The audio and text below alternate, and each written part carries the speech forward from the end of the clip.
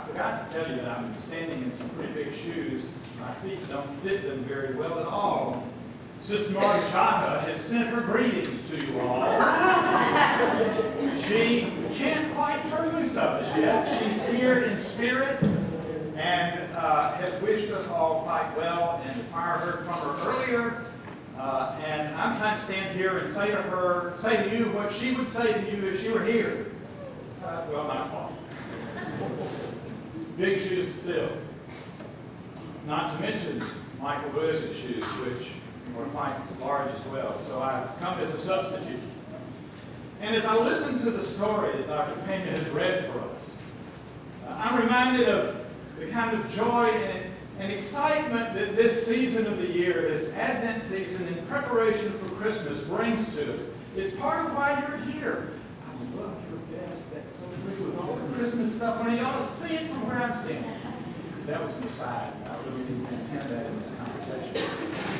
The point is, the story of Christmas brings back to all of us memories of being a child, being small, of growing up in life, and finding a new way of living, if you will. For me, the stories that I remember about Christmases past start when I was very young, and I can remember lying on Christmas Eve near the Christmas tree, looking at all those little sparkly icicles that were really just aluminum foil chopped up. You may remember those days, and those of you who are old enough to be as old as I am. Do any of you remember angel hair? A few nods in the congregation. Angel hair made of spun glass, if I recall rightly. It was a wonderful thing to behold. I remember those strange bulbs for the Christmas tree lights that my father had managed to get his hands on. When they were off, they were about as big around as that.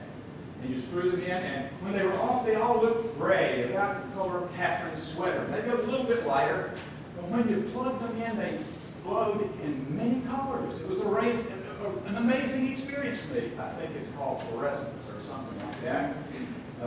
But I was a kid, and I didn't know better. What a great experience.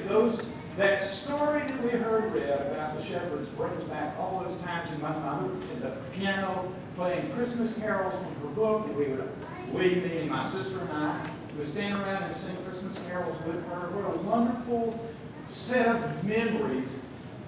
Yes, a wonderful set of stories listening to the reading we heard today. It brings back not only for me, I think, but for every one of you. Yes, I think so. But I want to take that story that we heard one step further and say the reason every one of you, particularly who is on our staff, the reason you're in this room today is because of that very story we heard read. How many of you knew that hospitals came into existence because of church?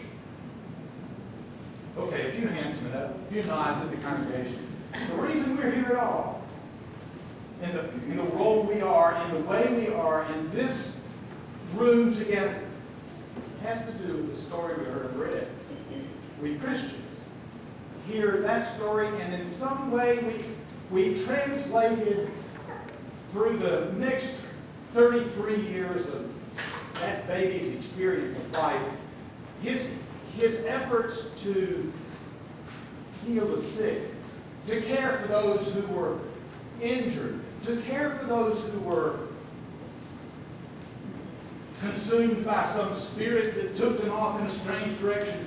He spent a lot of his energy, not all of it by any means, but he spent a lot of his energy healing those folks. And we took that experience of his healings as the Christian church, and in a real sense, we transferred that into our communities, and we spent energy helping those who were in need. And thus hospitals came into being, with a long history in between the beginnings of that and where we are today. But that's in part of the reason we're here today. Whether it be administrators, from administration on to those who are frontline in the business office, from physicians to patient care technicians, from facilities management all the way to housekeepers. Every one of us is here heart because of that story. So today we remember those personal memories that are ours. We remember that common experience of loving care for other human beings. And that's why we gather. That's why we come to this place not only today, but every day. It's why we get up in the morning and come to work. Or in the evening and come to work. 24 hours a day, 7 days a week. Somebody's getting up to take care of other people in our community because we see that caring model that's in a manger. And it gives us courage to get up every day and continue to care for people in our own communities. We live to God. Praise for that gift to us that has given us purpose in life. Amen.